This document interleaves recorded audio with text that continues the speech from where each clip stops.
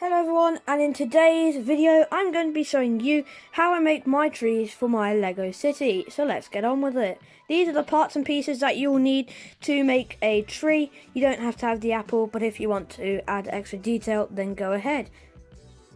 So to make this tree, first of all you stack 6 of these brown cylinders up to make the trunk of the tree. Just like this, and then you add the cone on the top. Then you put these on. When I say these, I mean the 1x1 stud on the bottom. Then you put the 1x1 circular tiles studs on top of each one of your branches, so they go with the different colours like that. Then you put them on top like this, in this order. You can switch them around if you like.